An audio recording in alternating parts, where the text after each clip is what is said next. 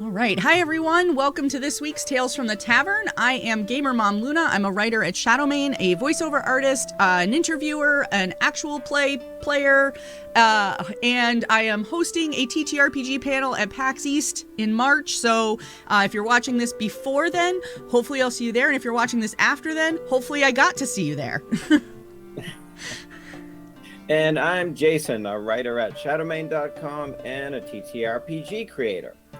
This week, we're here interviewing Jack Berkenstock Jr. from the Bodhana Group, a 501c3 nonprofit. We're interviewing about the group and how they use TTRPGs to achieve their goals. Yeah, Jack, we're really excited to have you here. So tell us a little about yourself and a little about the Bodhana Group.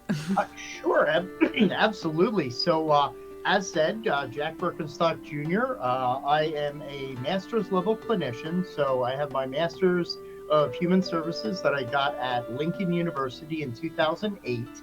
I'll give you my CV first, then my GV, or my gamer vitae as I call it. So professionally, I have been in the human services field for I think going on about 27, 28 years at this point. I have worked with inner city education, inner city recreation. I worked at inpatient work with pre-adolescent and adolescent males. My specialty in that arena was I worked with persons who are either victims of or perpetrators of sexual abuse or violence. They also had, various co-occurring mental health disorders and concerns. Then after that, I worked for about 10 years with adults with disability of varying types, whether it be autism spectrum disorder or just straight intellectual and developmental disability. I worked there in community-based settings, again, mostly with folks who had, similar issues to what I had worked at with the teens. And for about the last 13 years, kind of within all of that experience, I have been utilizing tabletop games, both board and RPG, for various therapeutic, capacity building, and educational purposes. So that I think is my preferred method of counseling is I prefer to mainly do a lot of CBT interventions, cognitive behavioral therapy. I do use a lot of Buddhist psychology approaches in my practices. That is, the use of mindfulness practice, similar to like what a lot of dialectical behavioral therapy would use. As I say, I kind of take it back to the trough, where I use a lot more approaches that are based on the Four Noble Truths, the Eightfold Path, as a way for people to kind of restructure their lives and the way they look at things. So that's my CV, my curriculum vitae. My GV, or my gamer vitae, is I've been playing board games pretty much since I picked up Uncle Wiggly, probably at like age 4 or 5, or it might have been Cootie, who knows.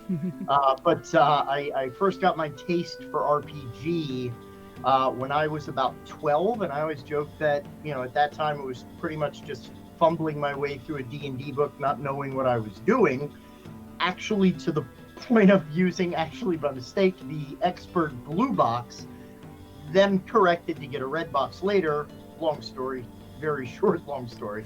But then discovered the Ghostbusters role-playing game when I was about 16, and being a huge fan of that, I devoured that property, and as I the thing we'll get into a little bit later on, it kind of snowballed from there into the person now. But yeah, that's kind of the brief intro to me. I'm the executive director of the Bodhana Group. I'm one of its founders. I'm also one of the principal therapists, author of our training materials, as well as one of the developers of our upcoming role-playing game, Branch Riders, which has been picked up for publishing by Onyx Path Publishing. So I think those are most of my deets in that way. I'm sure I'll remember something later that I forgot through the intro. Thanks for having me on. Oh, thanks for coming. So that's great. Sounds like you started really early with the Blue Expert set. What how did you get started? Was it your idea, like this is a brilliant game, or was it sort of a peer pressure thing, like all your friends were playing, or? Interesting question, actually. So my true origin, as far as RPG, is I had this really cool neighbor named John, and John was an older guy. He had kids and everything. They were young kids. He was like maybe 15, 20 years older than I was. And this was, like I said, it was about when I was 12, so it was when I was in junior high. And that was about 84, 85 maybe. So I go over to talk to John and hang out and whatever. And I noticed the one day he's sitting there and he has these 3-ring binders. And he's like, dude, scribbling on his porch, just doing whatever. And I noticed that one of the binders was filled with graph paper. And I was intrigued. I was like, what the heck are you doing with like graph paper? And he turns it around and he's like, maps. And I was like, maps for what? Like, I had no context for this at all. And he goes, well, me and my buddies from college, we play Dungeons and Dragons. And I went, what's Dungeons and Dragons?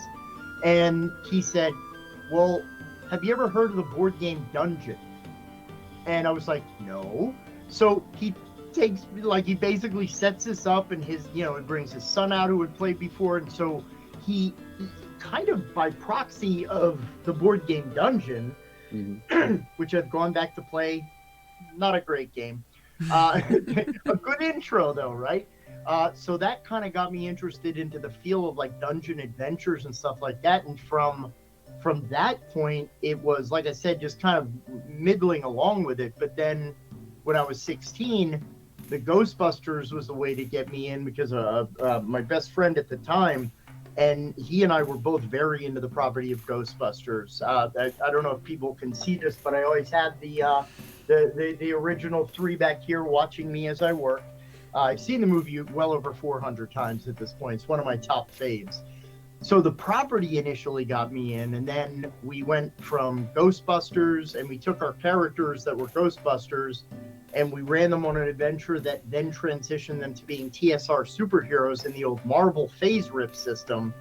Then we went on to play Shadowrun, and I literally took my character, John Airedale, character that I include now in every campaign that I run, because he originally was a Ghostbuster, and he was kind of like a rich guy who turned into kind of like a Batman superhero who's named Volvaire, because he threw boomerangs, Volvaire to return. Then he became a megacorp owner in Shadowrun, and then when we played Call of Cthulhu, all of a sudden it was his ancestor Thomas Airedale from way back in the 20s. So my coup de grace eventually is when I went on to play Pugmire, which is essentially a D&D dogs. It uses 5ed light rules, but it's post-apocalyptic with a fantasy skin. So in Pugmire, I literally was able to use a character named Airedale, because all of the characters have surnames that are, are dog names. So I was like, yeah, it finally makes sense to have an Airedale in my campaign. So, and again, like everybody, I took a couple of years off of gaming, found another group, and just, I got back into it after 2 years by running a, not even kidding, 12-person Shadowrun campaign. Wow. Yeah. At the time, apparently, I liked charts. So, that was old FASA Shadowrun, second edition, I believe it was. But so, and at this point, there's well over 60 systems that I've played. There's about 30 to 40 on my shelf that I still have to look at. But we all do that, right? We don't know anything about that. No, not at all. We don't all go to a secret meeting where we all bring a covered dish. Shoot, was that this week or next week? I don't know. I'm bringing the mac and cheese. That's all I got to say. So you mentioned that you use both board games and TTRPGs in your work. Is there a difference in using them? What would cause you to use one over the other? Tell us a little about that. Sure. I'll start with board games because they're probably the easiest to define and talk about. So we've found that, obviously, unless you're talking about games like, This War of Mine or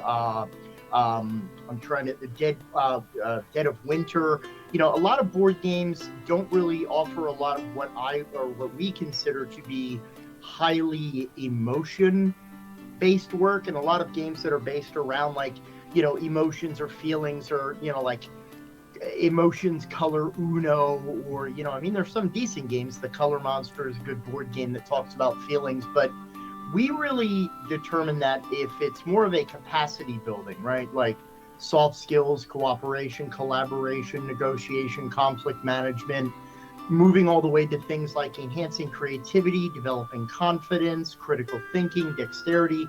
If it's more of quote unquote skill building opportunities, we found that board games are better for those things that are less clinical and more, say, developmental. Because, the whole theory behind it is to play a certain game. Like, let's take Marvel Legendary is a pretty old title at this point, so most people probably know that. So Marvel Legendary is a co-op deck building game. So to play the game, one, you need a little bit of strategic thinking to plan ahead for the subsequent rounds and the villains that come out. There's a bit of resiliency built in because, crap, Electro's about to escape the city, right? But at its heart, it's a co-op. So you discuss with other players the best strategy and what hand you have looking at in the rounds ahead. So we found that by just selecting what we say is the right game for the right reasons, we can say, okay, we want to work on these areas with a client. Why don't we use a board game? Because now this board game, like Marvel Legendary, requires all of those skills to play and win the game. So basically it utilizes the attraction of gaming, the beauty of the recreational hobby to be able to pull clients in to the experience. But it then becomes, well, you're practicing the skills by playing the game, but we also then mix things like, small talk around the table being a way to kind of develop social capacities and icebreakers, how to introduce yourself, or, what things you talk about. So we would say that if it's more capacity building in that area, we typically would use board games. Now, when we talk about the use of role-playing games, this is where we get much more into mental health needs and things that, we separate the word therapeutic into two different areas. There's beneficially therapeutic, then there is clinically therapeutic. So beneficially therapeutic is, again, I work in the human services field. For anyone that does, I spend 50 to 60 hours on a good week being Jack, and I just don't want to be Jack for 5 hours. So mini vacation, I will go to 1920s New York and play Cthulhu or whatever. That's like a gaming vacation.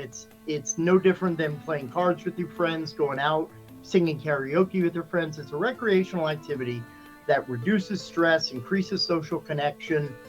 These are kind of mainline benefits that anyone can gain from the hobby, which we kind of took that and we went, well, wait a minute, if folks are getting these benefits, why can't we kind of quote unquote weaponize it a little bit and say, let's, for example, say we're dealing with social anxiety, right? A couple of the pinnacles of social anxiety would be something like, people with social anxiety very much second guess themselves and make a lot of self-deprecating comments. They avoid social interaction because, they don't feel that they'll measure up to other people or that they're like people think or feel negatively about them. So what we can do in that instance is we can use the theme and flow of the narrative and the creation of anything from the setting to NPCs that they run into to the challenges within the game to kind of simulate and give people exposure to different concepts, ideas. I'll give you a good example. We ran a research study that was just recently, November, was published in the Journal of Social Work with Groups. And it measured the efficacy of role-playing games with adults with social anxiety. So this is our focus for the study. And what we did was, knowing that a lot of these folks had like, well, my parents were very negative or they gave me negative self-messaging. So, I carry this into my social interaction. What we did was we created, we were playing kids on bikes in the study. So we created like, one of them typical movie small town sheriffs where it's just like, come on, you kids, just let the adults handle it, go on home. But we kind of tweaked it a little bit and made it like, why are you making up stories? Why are you lying? So we made it kind of a mildly confrontational presence. And we didn't say at the beginning of the session, like, okay, everybody, we're going to be using an analog for mom and dad in their negative voices, right? It was nothing like that. They knew that we were going to introduce these elements throughout the study, and we used safety tools in all of our games within Bodhana. So what happened was we engaged this narrative, and people just went along with the play. And in kind of our debriefings, people were like, I had this weird moment where I'm standing here having this conversation in game, in character, and I'm starting to feel these feelings. And I was like, okay, as therapist, tell me more about that. Go into more detail, please. And they were like, well, I started to have these reactions, and I was recognizing that, I was breathing a little bit more heavily, and, I felt my pulse get a little bit rushed, and, I was feeling like anger. And I was like, I don't feel like this unless I'm talking to my dad. And then they're like, this is ridiculous. Like, why am I feeling this? This is a game. But they're like, but the fact that I'm feeling this means that there's something that I need to identify about myself. So the game, through play, engages people to the table, and it's the concept we call bleed, which is either my player identity bleeds into my character portrayal, or things my character experiences can then bleed back over into my understanding about myself. And we use two phrases. We either seed the bleed, which is we build in things for transfer to happen, or we heed the bleed in case maybe we're working with someone with intense trauma or, very severe anxiety who may not quite be ready to tackle these things full on. But a lot of what we do in Bodhana is it's very much story and narrative driven. We like to say that the game is not the destination, it is the vehicle. Yeah. It is how we get to the goals that we want to work on. The game is just a tool. It's not its own form of therapy. We don't say, RPG therapy. We specifically say therapy blended RPG because you start with a modality chosen for the client. Then you find, is there a way to replicate these techniques and approaches that are already research driven within the delivery system of tabletop role playing? And we found a tremendous amount of success in the work that we've done with people really diving in and putting a lot of themselves into their characters, which is always just fascinating to see kids as young as 10 doing this, all the way up to folks in their 50s. So great. So what's a typical client or group that would work with the Bodhana Group? We actually kind of work with multiple audiences, multiple clients. I'd say that most of the folks that have come to Bodhana either by themselves or their parents are typically autistic folks, and this is it's just kind of been, we actually run groups for an agency that doesn't have their own therapeutic program, but we run it for them. It's an entire transitional age population on the spectrum, so it's all older teens and young adults who are kind of aging out of teen system to adult system. So I would say that's mostly, we do work with adults. We're actually starting a new adult group that's going to run on Mondays, 7 to 9 Eastern Standard Time. Check us out online for information. But I would say most of what we work with is probably between 10 to 16, 10 to 18 is typically our age range. We could work with kids younger using systems like No Thank You Evil, or maybe even modified versions of like Meddling Kids, where you get to make your own Scooby-Doo crew, which is another thing. We have a ton of different games that we use for different purposes, but that's typically who comes to us. And we have some kids that are working through PTSD. We have some folks that are working through anxiety, depression, identity of various type, whether it's just finding oneself, whether it's folks who are, maybe working through gender identity. So there's a very wide array of the folks that come to us, but I'd say most of the folks that we support are folks who are autistic. Yeah, that makes sense. So, on a personal, not totally a personal question, but it's near Uh-oh. and dear to me because this is my area. This is what I do. My background is in social services, but I currently work as a training coordinator. So, you also do training for groups and individuals. Tell us a little more about that, please. Yeah, absolutely. We have a very robust training program that we've been running since 2018. The Bodhana Group is a certified ACEP provider, which is an approved continuing education provider through the National Board for Certified Counselors, which means we can certify folks who are ACA or folks who are LPC. We're still trying to find that perfect match to hit the social work department. But basically, we have multiple different trainings and consultation options available. We have a training series that will take you from no familiarity with RPG whatsoever to running a therapeutic one-shot. We basically break our courses down into 3 ways. There is theory, which teaches you a history of RPG, some of the negative press about RPG to give you context for parents. Are you going to teach my kid that devil game? It's happened. Then we move more into kind of application, which is an entire series of modules about how do we create settings that are not only evocative and compelling, but also ones that can mirror some of these treatment approaches that we talked about.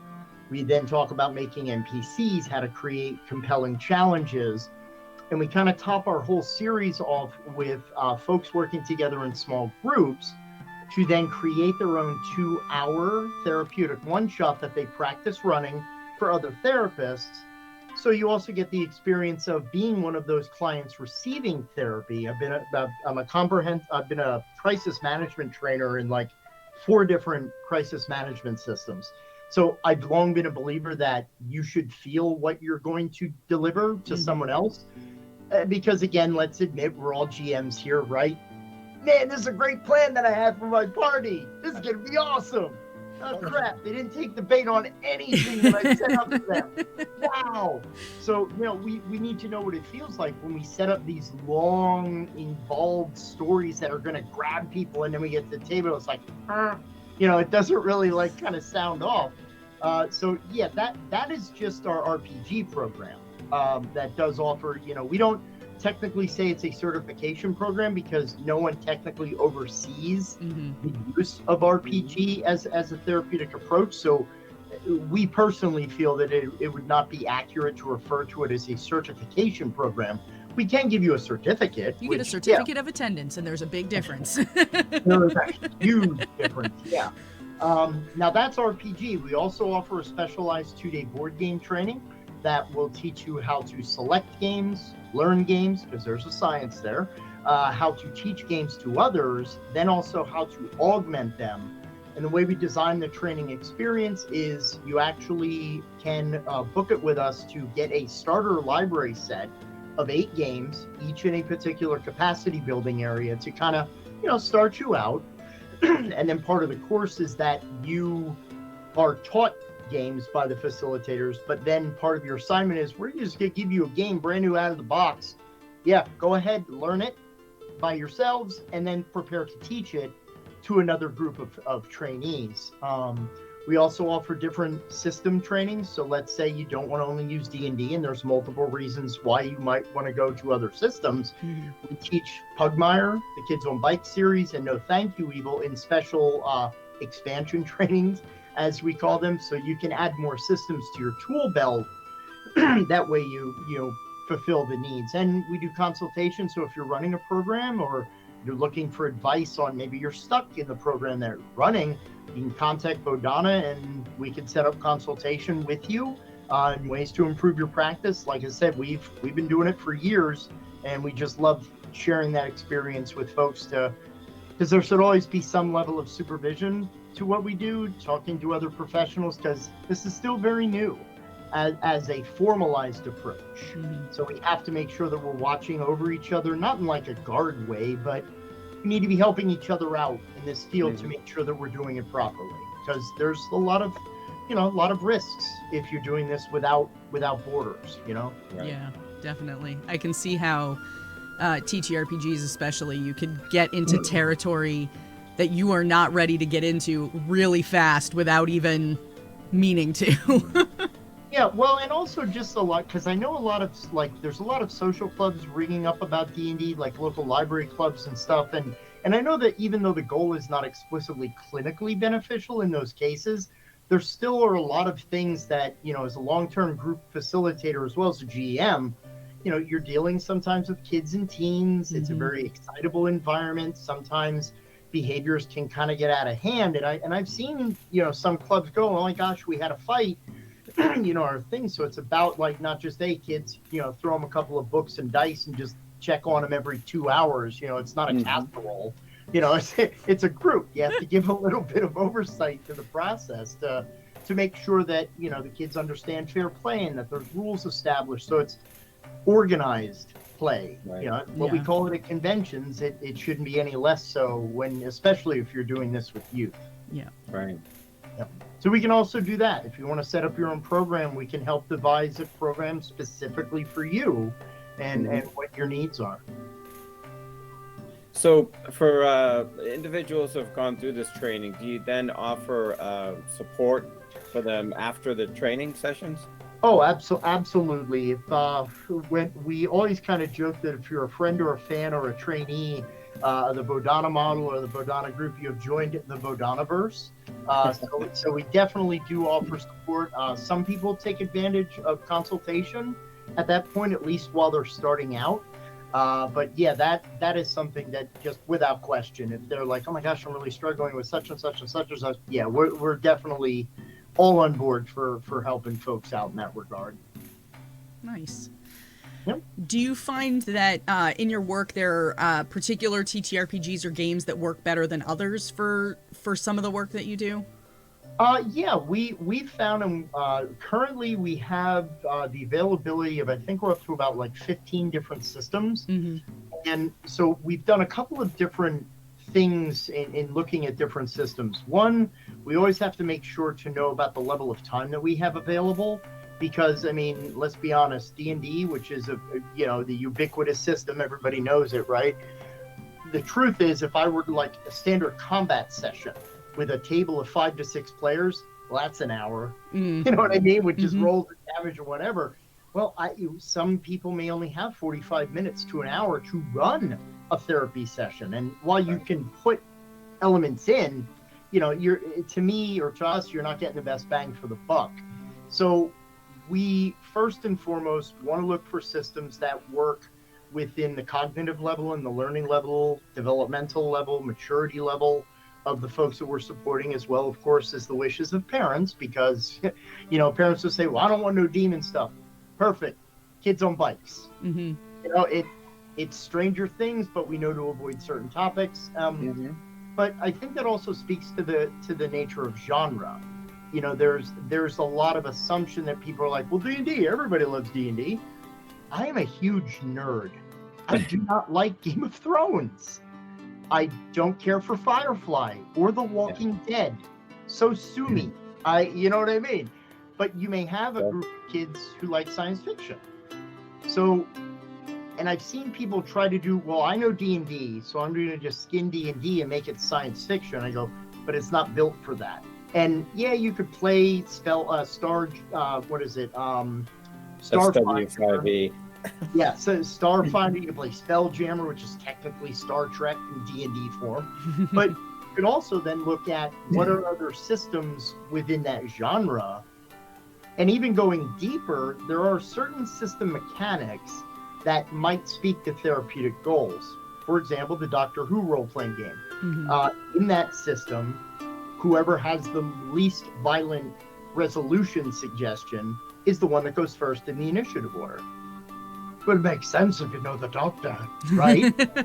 the Doctor does not believe in violence. Right. Now, can't that be a great analog if you're working on a group for conflict resolution or anger management or dealing with adversity, right?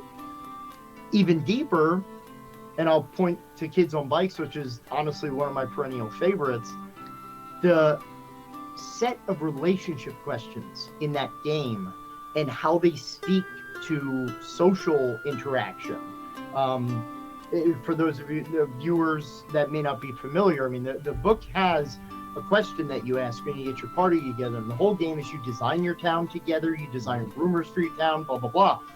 But when you get to relationships, you go, okay, this person at the table, do you know them or don't you know them? Okay, well, if you know them, do you know them well, favorably, or do you know them not so favorably?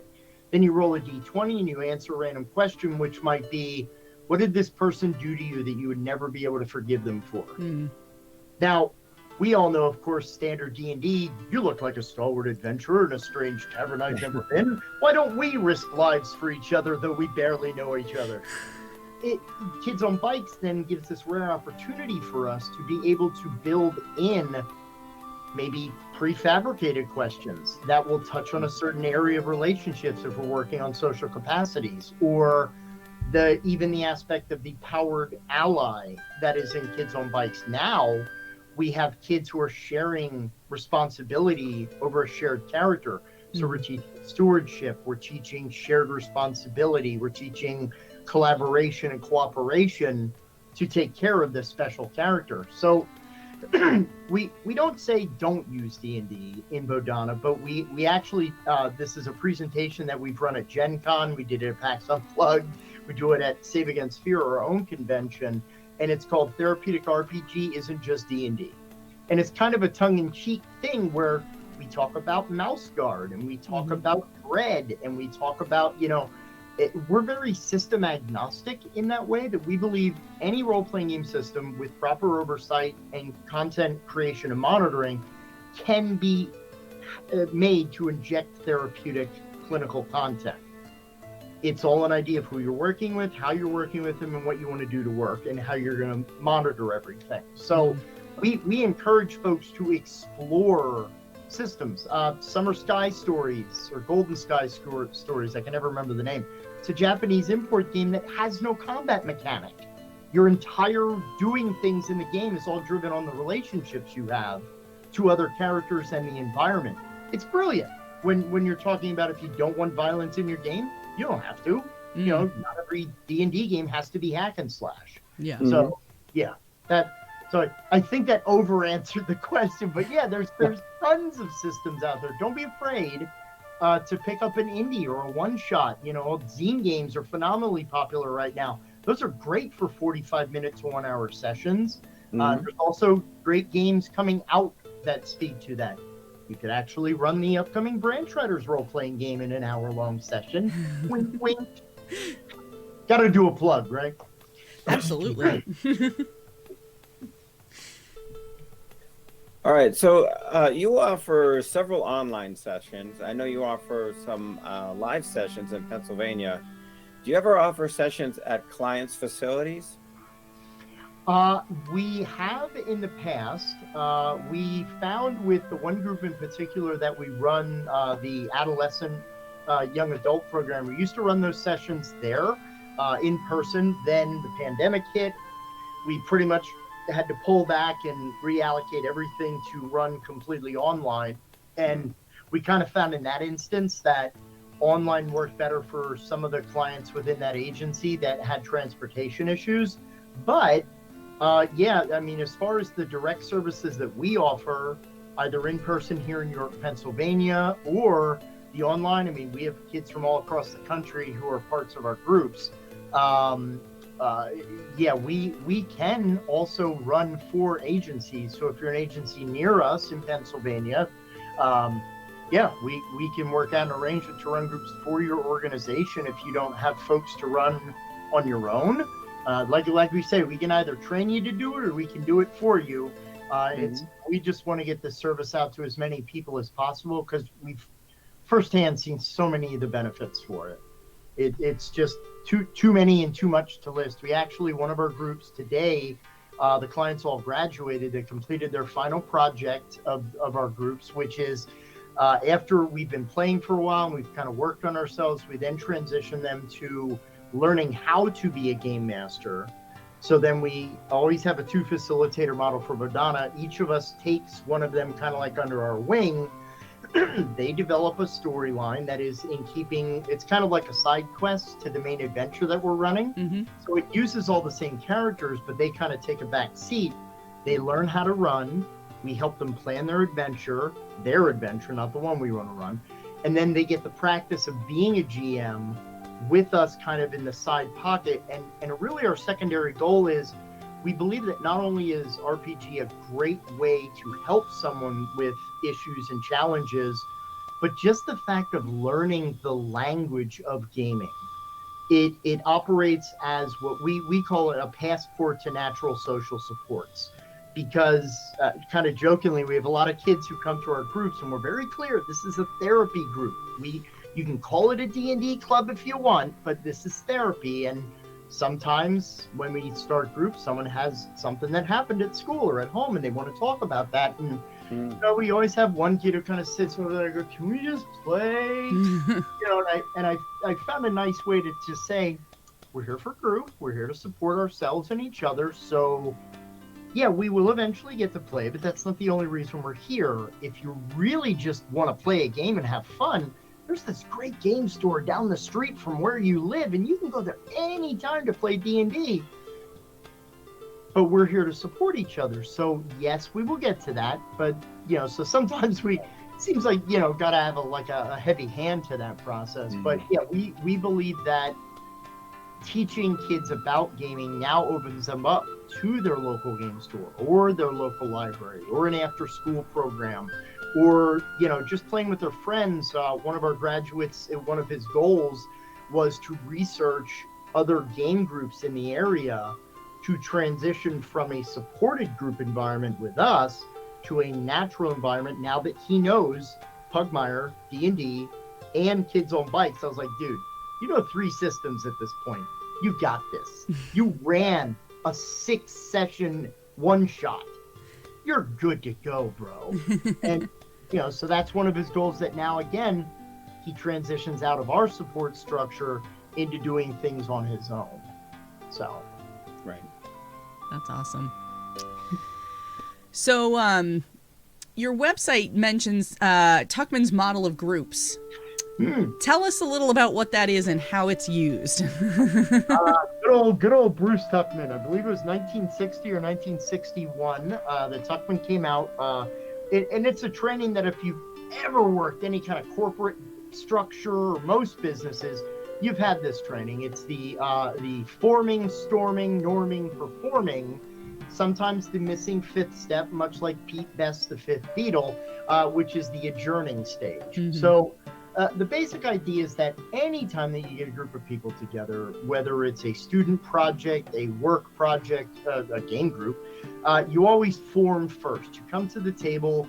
No one quite knows exactly what to expect, but you get here's why we're here. This is why the group has formed. We are here to play role-playing games. We're here to do a presentation on, how many varieties of apples there are to eat in the world. Whatever it might be. And what we find is within that stage, people come together and they start to find commonalities with each other. So they start to form, not only as a larger group, but they also start to automatically, because as much as iconoclasts want to say, well, I don't need nobody, I don't need nothing. Yeah, you do. We're social animals. We all do. We all need a tribe of some kind. That's how we're wired. So when we get into this forming stage, we then enter into storming, which is now that we've started to introduce a little bit of task-oriented behaviors. This is where you're going, what you're doing, not dissimilar to a quest in a role-playing game. Now all of a sudden we start to see, well, I want to take care of this. I want to handle this. You can't do this. I got this. I'm the best at this. No, you suck at that. You can't do this, blah, blah, blah. So that storming, which a lot of people are uncomfortable with conflict, but it's actually very natural and integral to the human experience. If we do not have conflict, we never are discomforted. And a big thing I believe in is that discomfort breeds change. We don't change until something prompts us to go, that's kind of squick right now, right? So we use storming and monitor storming to see where are the conflicts, who's conflicting, what are they conflicting over. But generally over time, you go out on a couple of missions. Over time, you start to norm. You start to understand, okay, Betty's really good at interaction. Ivan's great at, strategic stuff. So, they're planning out, what we're going to do in the castle. So we start to see people norm into different groups. We develop, different guidelines and different patterns of behavior for what it is that we're doing. And then finally, when we talk about the performing stage, this is kind of when like the engine's on all cylinders, right? We know who is who and what is what and who's supposed to do what they're supposed to do. And man, we are gelling. We are just on fire. As a therapist, I go, oh, are we? Really? So, you're going to see, and this happens at the tables a lot. And, even if you look at like, different properties like, Critical Role and stuff like that, people kind of pair off, right? Little like buddy cop movies that are going on, or comedy adventure duos. I don't know. So what we do is we kind of break it up a little bit. We might inject, a little bit of storming after folks have started to perform to test resilience or to test adjustability, or to be able to kind of identify like, wait a minute, that doesn't, it doesn't make sense. Like, well, no, but we're doing this. Sometimes you don't always have that availability. But again, it's all in a controlled setting. So we can go, wow, these two have really been gelling and they seem to be boxing each other out from these other folks. Why don't we switch those groups? And it's very easy to do it in a story convention. I don't say, oh, I need to split the two of you up because you're working too well together. I might say, the king requests that you're the ones that you're going to the mines. Well, why us? Is he paying you or isn't he? What's the deal? So we then can even change the parameters of, let's say that after 6 months we've completed the arc, and we give the kids this option when we complete a story arc. Do you want to stick with the story as it is, continue it? Do you want to advance time a little bit? Do you want to switch to a different system, make new characters? What do you think? Because we even find a lot of growth, and this is part of norming, storming, and such. Now that you've run through one character in their arc, what happens when you make your next character? Is it a little bit more insightful? Is it a continuation of what you've learned from playing the first character? But I think a lot of folks really underestimate this model if they're not familiar with RPG, about truthfully how intricate a lot of the clinical therapeutic work can be when you really identify what, as we say, what's going on under the hood when you talk about this. But yeah, the Tuckman's model is probably one of the first things that I explain to folks, again, because Tuckman and that, that whole thing is very ubiquitous. A lot of people know it. So yeah. Yep. Yeah. So, are you looking for volunteers? We are always looking for volunteers. Most of the volunteer stuff that we are looking for at this time is every year, November of this year, November 9th through the 12th, we'll be running our 13th annual Save Against Fear convention in York, PA. We'll be at the York Expo Center. And we're always looking for volunteers at the convention. Now that can take the form of running sessions for us. It can also be, maybe you run some board games from our board game library, which at this point is like 2,700 games. Thank you all those who have donated to our library, including all the many like 50 plus companies that have donated over the years. We also look for volunteers in terms of people to work registration or to help, even promoting the event. We do a lot of local programming. We used to run a monthly board game meetup. It was for an autism organization that supported families who experience autism. And so we would need volunteers to go to the game stores, 6 Feet Under Games, where we ran it. And basically what we did was we just said, hey, community board game event. We didn't say, hey, meet an autistic person board game event, right? It was, no, we're just going to go to a game store where everybody goes to, and we're just going to play together as a community. So we're always looking for volunteers for that, as well as when we go to like PAX Unplugged, when we go to Origins, when we go to local cons that we run the board game library for. We're always looking for volunteers for quote unquote our away team. Got to work a little Star Trek in there. But I would say also in terms of volunteer, we're always looking for help. And I don't know if this will careen too much into like a fundraising support question, but we're always looking for folks to help raise money and raise awareness to Bodhana. So any folks out there that, you know, if you run a stream, if you run live plays, if you run any kind of like online content, we are a 501c3 nonprofit organization. So we do have a Tiltify profile. Any help in terms of spreading the word and awareness and to help us fundraise, that's probably one of the biggest volunteer helps anyone can give us.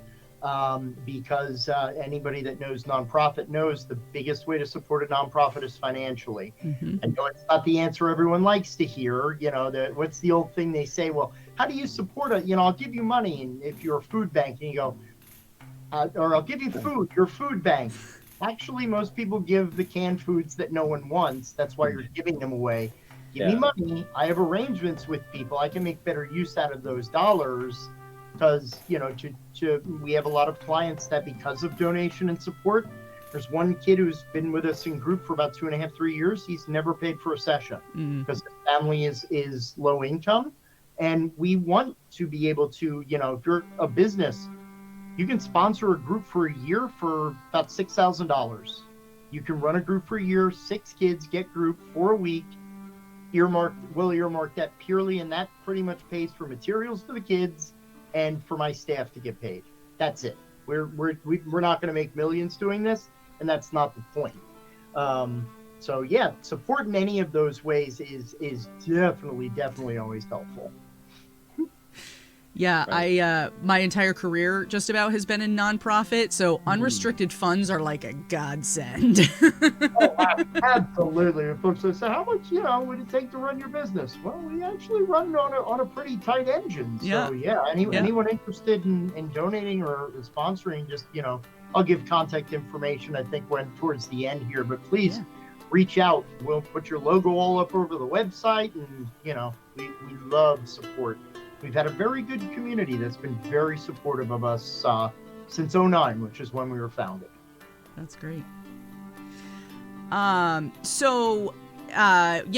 were going to ask about how people could support you, so glad we kind of covered on that one. So if people are looking for more information about Bodhana Group, where could they find that? You can go directly to our website, www.thebodhanagroup.org. You can, through that, you can email us, thebodhanagroup@gmail.com. You can also follow us on Facebook, The Bodhana Group. You can follow us on Twitter @The Bodhana Group. You can follow me if you'd like @Bodhana Jack. You can also follow us on Instagram @The Bodhana Group. We have profiles on Give Butter, great nonprofits. Like, there's so many sites that were mentioned on and whatnot to find ways, you know, to donate or, you know, support us in that way. But that, you can also check out www.saveagainstfear.com. We're going to be announcing information about this year's con very soon, which also, in addition to all the cool information about some of the special guests that we hopefully will have coming as soon as we work out the deets. We also have tons of information about sponsorship opportunities for the convention, because the more sponsorship we get, the more it defrays the cost of the event, which means more funds come back to the organization, which means we can do more great work, as well as, you know, bring in your family and your friends we know that folks can game for free at their local game store. We know you can game for free at home, but hey, that $40 ticket or so that you spend money on, that one ticket is one session for a kid that needs it. So think of it that way, you know, that, you know, a t-shirt at $20, that's half a session. Tons of different ways that you support us. We actually have books on Drive-Thru RPG, our Wizards, Warriors, and Wellness series. We have one on board games, one on RPG. The PDFs are $5. You can order print copies if you'd like, or if you see us at a convention, you can buy print copies and I'll even sign the sucker for you. And of course, stay tuned for upcoming news about our Branch Riders RPG. We're hoping to launch our Kickstarter in November of this year at Save Against Fear. Again, we're getting all the stuff down and our editing and our art, you know. And so now I've added RPG designer to my now 3.5-inch index card business card with all the things that I do. Many hats in nonprofit. I don't know how to do that. I'll learn. So, is there anything more about you or the Bodhana Group that you'd like people to know? Nothing really that I haven't kind of said already. I mean, I guess I could give a little bit of a spoiler about Branch Riders if I got moments here. Go for it. So Branch Rider is a proprietary role-playing system that we designed. It's very easy to learn. Only takes 3 dice. We use our style and our approach to the system was we wanted to design a system that was able to be more easily utilized for therapeutic gaming, but not a game that when you look at it screams therapy game.